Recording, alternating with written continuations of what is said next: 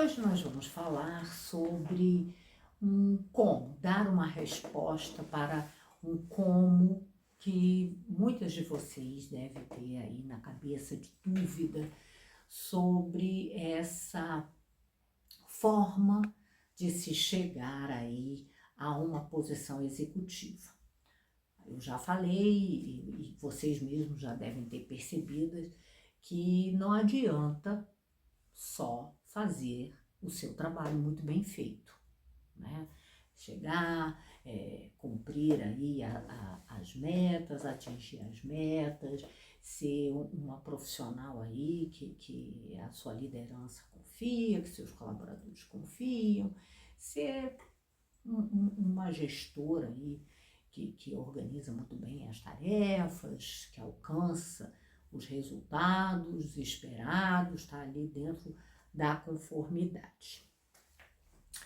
Por que só isso não vai te levar necessariamente a uma posição executiva? É claro que você pode dar sorte, né, e conseguir aí, por uma convergência de fatores, chegar na posição executiva que você merece. Só que não é o caminho usual. O caminho usual de qualquer colaborador, seja ele homem ou mulher, é fazer coisas diferentes, chamar a atenção para a sua existência, para a sua competência, para a sua possibilidade de estar realmente ajudando a empresa a alcançar os resultados que a empresa precisa. Mas a grande pergunta é o que fazer, o que vai contribuir para que eu seja percebida, para que eu me destaque, para que eu chegue à tão desejada posição executiva. Eu vou dar alguns exemplos da minha vida aí para tentar ilustrar, né, algumas ideias aí para vocês pensarem e depois conta para mim se vocês já fizeram, já fazem isso usualmente. Então eu vou começar. A primeira coisa que eu me lembrei que eu queria falar com vocês tem a ver com essa história aí de transformar um limão numa limonada, né? Que a gente escuta muito e muitas vezes a gente acha que a gente não faz, né? Que a gente não transforma o limão numa limonada. Aí eu fiquei pensando e me lembrei de uma dificuldade que eu tive logo no final do meu curso de mestrado, né? Que aí a gente vai fazer a tese. E quando eu ia, né, fazer as entrevistas, a maior parte das empresas ficavam em São Paulo, então a gente ia ter que viajar para São Paulo para fazer as entrevistas para a tese. Qual não foi a minha situação, que minha mãe ficou muito doente e eu não pude fazer essa viagem, fazer as entrevistas em São Paulo. A gente ia fazer no formato que era bem bacana, eu junto com uma colega do curso, a gente montou um questionário único com as perguntas para o objeto de estudo dela e com as perguntas para o meu objeto de estudo, então a gente ia fazer isso junto. Ela teve que ir sozinha, ela foi sozinha para São Paulo, fez aí um número considerável de entrevistas, mas não chegou na amostra de confiança. Isso era o final do ano do mestrado e aí, né, a minha vida ficou bastante atribulada porque a minha mãe ainda estava doente e eu tocando também a parte toda da bibliografia da tese, então tinha aí algumas questões e eu começo a trabalhar.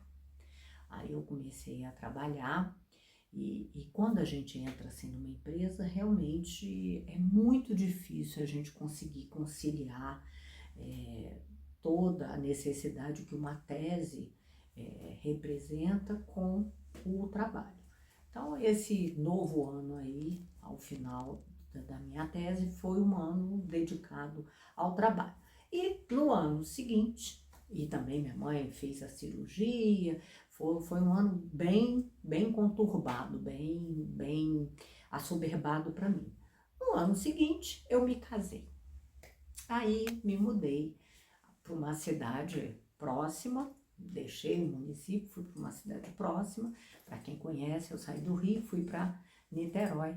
E a vinda para o centro do Rio, na época a empresa ainda ficava no centro do Rio, para chegar na empresa, eu lá em Niterói pegava um ônibus, pegava a barca e ia andando, que era bem próximo o trabalho da estação das barcas. E era um problema, né, gente? Vamos pensar. Eu levava aí uns 15 minutos no ônibus, mais 20 minutos na barca, mais uns 10 minutos andando. Então era um período aí, eu gastava mais ou menos de 30, 35 minutos de manhã cedinho para chegar no trabalho. E eu resolvi que eu ia terminar a tese, porque eu tenho uma dificuldade muito grande de não fechar, né, as minhas empreitadas. Então eu decidi que já estava casada, já tinha, minha mãe já estava bem melhor, tal, vou investir na minha tese. E aí voltei com tudo. Aí consegui, graças a alguns contatos, consegui fazer as entrevistas que faltavam, fechar a amostra de segurança, mas eu tinha que escrever, né? E o processo aí de dissertação de tese, ele realmente é um processo que consome tempo, né? Tem reuniões aí com o seu orientador, tem muita leitura e tem a parte de você escrever mesmo, né? De você transformar tudo que você levantou, tudo que você leu, tudo num texto para aí confirmar ou não as hipóteses que você estava lançando para a sua tese.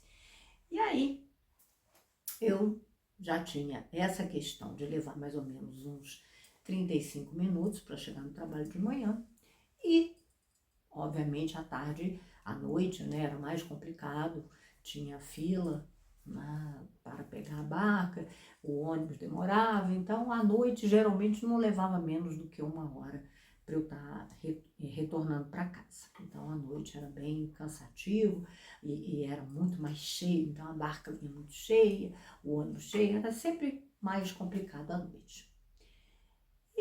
Mas eu consegui transformar um limão numa limonada. Eu falei, o quê? Eu tenho esses 20 minutos na barca aqui à toa, eu vou sentar e vou escrever, né? Então eu chegava bem rápido, entrava, sentava lá numa posição boa que tinha na barca, um cantinho bom, e começava a escrever a tese. Levava aí uns 20 minutos, todo dia, de segunda a sexta, eu escrevia a minha tese, né? Eu lia um texto, fazia um resumo do texto, marcava, ou seja, graças à barca, ao invés de eu ficar reclamando do transporte, reclamando da dificuldade, na verdade, graças à barca, eu consegui aí vencer e defender a minha tese no último minuto do jogo. Não tinha mais prorrogação, não tinha mais como avançar em termos de tempo, mas eu consegui defender minha tese e hoje eu tenho realmente o título de mestrado. Então, na época, eu não tinha imaginado que eu estava aí fazendo isso, transformando o limão numa limonada. Eu só estava encontrando uma forma de eu realmente aproveitar aquele momento ali para a minha tese, que eu tinha que terminar, eu tinha o foco em terminar. Então, quando a gente tem um objetivo importante, a gente encontra formas de solução para o que a gente quer fazer. Então, agora eu vou falar um outro exemplo, que também foi uma forma de transformar um limão numa limonada. Eu já contei para vocês que existiu aí um momento na minha carreira que eu fiz uma movimentação horizontal, né? E foi graças à coragem de ter feito essa movimentação horizontal que eu cheguei ao meu primeiro cargo executivo. E teve aí um momento, né, nesse projeto que eu entrei, que eu saí de uma posição que eu tinha uma equipe, que eu tinha uma sala, que eu tinha um espaço, né, que eu já tinha uma projeção na organização como uma gestora e tal, e eu fui para um lugar, né, para um desafio, um grande desafio da empresa, mas que eu não tinha esse destaque, né? Eu estava lá como uma pessoa com uma proposta, com um projeto para fazer. Mas naquela época ainda não tinha tão configurado um gestor de projeto, um gerente de projeto, como a gente tem hoje, né? Hoje em dia é uma área que as empresas, praticamente todas as empresas que já têm um certo número de colaboradores, já possui dentro da sua estrutura um grupinho lá que cuida de projetos, um pequeno grupo que cuida dos projetos da empresa, toca os grandes projetos de transformação da empresa. Então, são sempre áreas muito importantes, com uma equipe muito qualificada. Naquela época, eu era eu equipe, né? Eu era a minha própria equipe. E eu tinha esse desafio, tinha aí esse projeto e, obviamente, eu tinha que documentar esse projeto. Mas eu estava sozinha, não tinha orientação de ninguém. E como é que eu ia fazer isso, né? Eu decidi fazer, né? Não tinha uma ideia de projetos, como é que estrutura. Eu resolvi usar aí uma mescla, né, do que era uma estrutura de caso, como a gente tinha estudado no mestrado, mesclar isso com um relatório da empresa, com um relatório de pesquisa que eu sempre fiz, trabalhava com pesquisa na área de marketing, então eu fiz uma mescla disso, né, com uma análise histórica, com algumas fotos, então eu resolvi montar um relatório mesclando todo o meu conhecimento até ali que eu tinha alcançado, né, com o mestrado em si, com o trabalho que eu fazia na qualidade, com os relatórios da qualidade e também com dentro aí do que pesquisa, o processo de pesquisa diz que a gente tem que ter e tal, para poder estar realmente confirmando ali as necessidades da empresa, atingindo os objetivos da empresa. Então, eu escrevi o que eu achava que era bom, não tive nenhuma orientação, mas foi um trabalho que gerou muita repercussão, porque as pessoas que imediatamente tiveram acesso, os executivos da empresa que tiveram acesso, ficaram até espantados com a qualidade ali do material que eu estava fazendo sozinha. Então, eu chamei a atenção da equipe de executivos, porque eu fiz só. Então, isso, para mim, também é transformar um limão numa limonada. Ao invés de eu ter ficado, eu estou sozinho, não tenho mais equipe, não tem quem me ajude, como é que eu vou fazer? Eu fiz.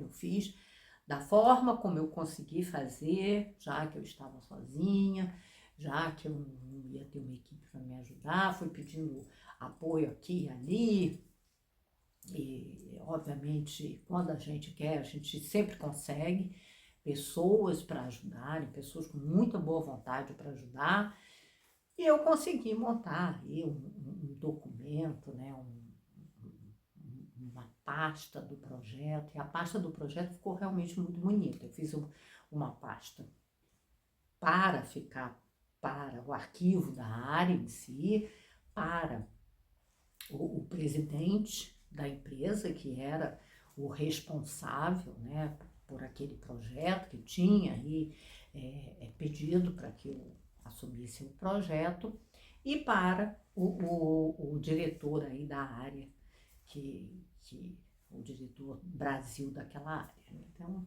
eu tinha aí 3 cópias do projeto, ficou bonito, ficou legal, e realmente eu tenho certeza que esse foi um dos fatores que me posicionaram como uma profissional não só que assume um desafio, mas como fecha o desafio, entrega o desafio, mesmo estando sozinha, mesmo tendo que lidar com diversas dificuldades, né, para alcançar sem ficar aí chorando, reclamando e pedindo, eu preciso de um braço, eu preciso de gente, né? Então eu acho que isso realmente foi muito marcante e foi um projeto, né? Eu estava ali numa posição aí de gestão intermediária. Acho que é um bom exemplo porque tem muito a ver com coragem de fazer, tem muito a ver com falar com as pessoas e não das pessoas, parar de reclamar e fazer o seu melhor, dar o seu melhor, tá livre aí para fazer de uma forma criativa, mais dentro, né, de um contexto de seriedade que aquele tipo de projeto demandou, e trabalhar com os números, com os dados, né? Então foi muito bacana, foi um projeto muito difícil, muito duro para mim, que teve muito, carregou muito aprendizado para mim, mas que eu tive sucesso, porque quando eu terminei também, né, o book do projeto, a pasta do projeto, o que foi do meu projeto, né, que na época era meu, de mudança, eu mesmo fiquei estarrecida, assim, quando eu olhei e falei, nossa, como que a gente fez tudo isso? Porque a gente, né, porque só foi possível, os resultados só apareceram porque as pessoas me ajudaram, pessoas de dentro da área. Porque eu tive muita gente também resistindo, lutando bravamente para que não desse certo. Mas eu tive, graças a Deus, o apoio da base que fez acontecer, que implantou as mudanças e mostrou que as mudanças davam resultado, e também de alguns executivos da área, alguns líderes da área que foram fazendo aquela coisa assim, não sei se vai ser bom, não sei se vai ser ruim, vamos fazer para ver no que dá, porque a gente quer ver se muda, se melhora. E aí fizeram realmente, a gente conseguiu muitos resultados inesperados, né? Foram até resultados inesperados, e esse retorno, né, a pessoa implantar ideias, ter resultados inesperados, acaba alimentando a vontade aí pela mudança, né? O resultado estimula muito, é um grande estimulador. Então, foi um belíssimo aprendizado para mim, esse projeto e todas as dificuldades que eu tive que vencer e, obviamente, os resultados que a gente alcançou juntos, né? Esse grupo que não resistiu, que acabou empurrando o grupo que resistia para fazer acontecer o que a gente estava propondo. O último exemplo, eu já vou falar aí numa posição de executiva que eu estava, né? Eu acho que sempre que a gente tem uma área, uma responsabilidade por uma área, por pessoas da área, a gente acaba sendo confrontada aí pela empresa, né? A empresa e os executivos da empresa, a alta administração da empresa, por mudanças, por melhorias na área, por fazer diferente, né? E uma das demandas que veio para mim foi uma demanda de enxugar uma área, né? De mudar. Era uma coisa que não era muito clara, vinha muito como uma demanda, olha, tem que enxugar, tem que mudar, não tá bom, mas não era uma coisa assim estruturada, não era um ponto muito firme, né? Era só uma insatisfação, e talvez eu acho que seja até pior, né? Há uma manifestação de uma insatisfação com o que está acontecendo, mas não dá um direcionamento muito claro, faça isso, faça aquilo outro. É só uma insatisfação, não tá bom, tem que melhorar, e aí você fica com uma demanda aí que você mesma não sabe o que fazer. No caso, eu conversei muito com a gerente responsável pela área, sobre aí, né, muitas vezes acontece isso na nossa vida profissional, que vem uma demanda que não é muito clara, tem que mudar, não sei o quê, mas bate com uma insatisfação que está ali guardadinha, né, que está latente ali, mas que não tinha aflorado. Então, fez em mim aflorar a minha insatisfação com a forma como a gente conduzia o trabalho ali. Então, não era a forma que eu achava que a gente devia estar conduzindo, né? Era uma área de atendimento ao cliente e o formato, para mim era um formato muito ultrapassado. Naquela época a gente ainda não falava da experiência do cliente, mas eu tinha uma percepção que não era o melhor para a experiência do cliente. A gestora da área tinha também uma percepção que ainda se faziam coisas que não eram mais para ser feitas ali, que a nova tecnologia, que outras áreas da empresa podiam estar assumindo algumas demandas, era uma necessidade aí de estar educando o cliente. Para isso a gente tinha que repensar um monte de coisa e fazer uma comunicação mais ativa.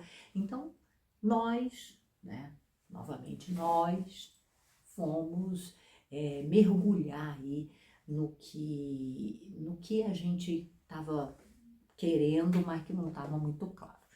Nós conseguimos uma verba para fazer um levantamento técnico sobre os novos formatos, já conhecer os novos formatos de atendimento, ver o que o mundo estava fazendo para melhorar aí o relacionamento com seus clientes. E foi um estudo incrível, né? Que a gente teve a facilidade, a sorte de encontrar um profissional incrível que nos ajudou, né? Um consultor que nos ajudou a ver esse novo mundo que estava nascendo nas organizações na Europa, nos Estados Unidos, e como é que estava afluindo aí o que viria a ser agora essa questão grande e relevante da experiência do cliente, e a gente começou a ficar com mais ideias. É muito interessante, né, esse movimento, como é que vem. E graças, né, a essa nossa mobilização para fazer, a gente pôde montar aí uma proposta de mudança para a empresa. Então, a empresa não tinha muito claro, queria que enxugasse, mas queria que mudasse, mas não estava bom, estava insatisfeito. Então, a gente juntou essa necessidade de insatisfação e fomos com uma proposta realmente de mudança, que ia envolver toda uma parte de comunicação com o cliente para que ele usasse cada vez mais outros recursos da empresa que estavam disponíveis e tinham capacidade de solucionar os problemas do cliente até mais rápido. A gente tinha, né, uma proposta de não só enxugar, mas criar um novo formato para que o cliente se sentisse ainda mais recompensado, porque como o cliente ia perder pontos de atendimento, a gente ia reduzir os pontos de atendimento, ia ficar com pontos de atendimento mais restritos, mais diferenciados, com um formato de atendimento direcionado para o cliente, que ele ia ter muito mais espaço para ele, com muito mais conforto. A gente ia realmente transformar o processo de atendimento. E com isso, ao invés do cliente perceber uma perda, ele ia perceber um ganho. Então foi isso que a gente fez.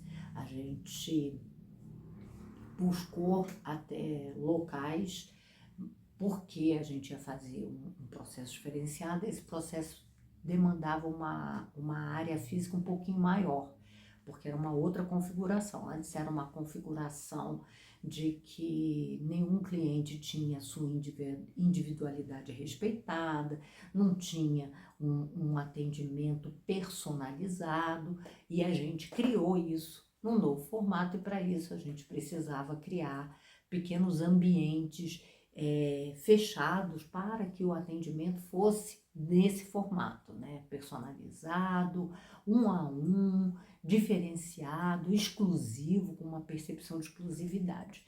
E a gente usou muita comunicação durante o processo de mudança.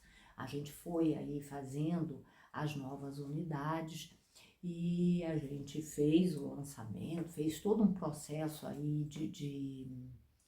de sedimentar na cabeça do cliente o positivo. A gente cuidou dos colaboradores, a gente separou uma verba dentro dessa verba de mudança que a gente conseguiu, uma verba para para contratar uma empresa, para ajudar os colaboradores que não iam ficar a se recolocarem. A gente tratou do processo de mudança, a gente abraçou aquele processo de mudança de uma forma completa, né? A gente fez todo um planejamento junto para que todas as partes percebessem um ganho. E realmente foi um processo incrível. A gente diminuiu o número de pontos de atendimento e não tivemos uma reclamação.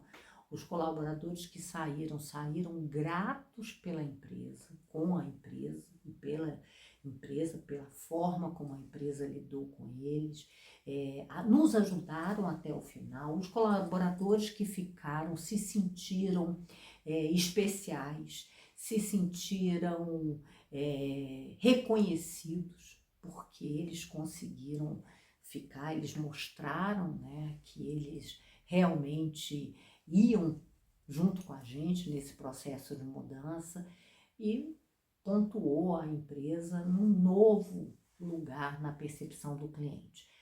Claro que a gente nunca faz nada sozinho, todo o processo de mudança que a empresa estava tendo naquele momento contribuiu para o crescimento da empresa, né? Porque todos os processos em todas as áreas contribuíram para que a empresa saísse de um nível de faturamento para outro nível de faturamento, de um nível de número de clientes para um outro número de clientes, graças a tudo que foi feito por todos. Mas, com certeza, fornecer um atendimento exclusivo e personalidade para cada cliente dentro das unidades de atendimento.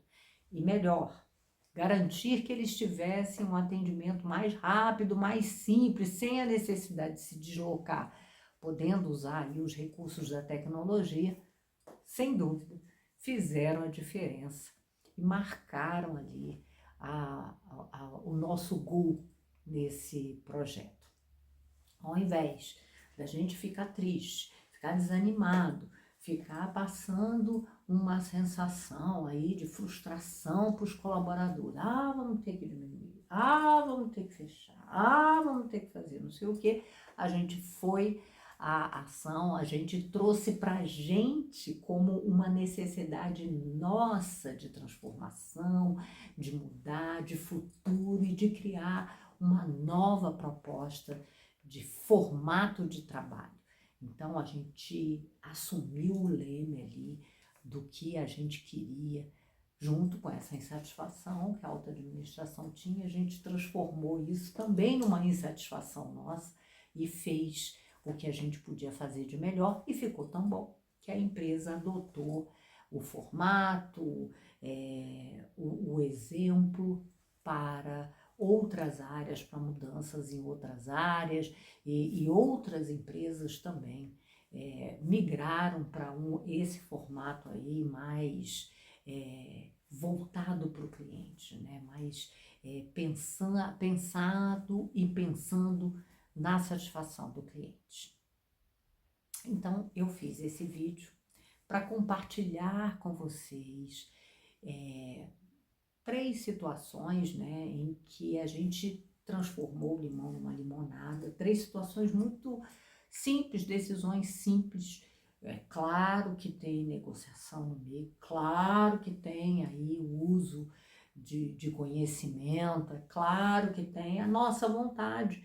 Agora, se você não tem vontade, você não vai fazer nada mesmo, não vai sair do lugar e, ó, corre um risco muito sério de perder a posição que você já conquistou. Para você, mulher, que quer chegar na posição executiva, transforma o limão numa limonada e apareça.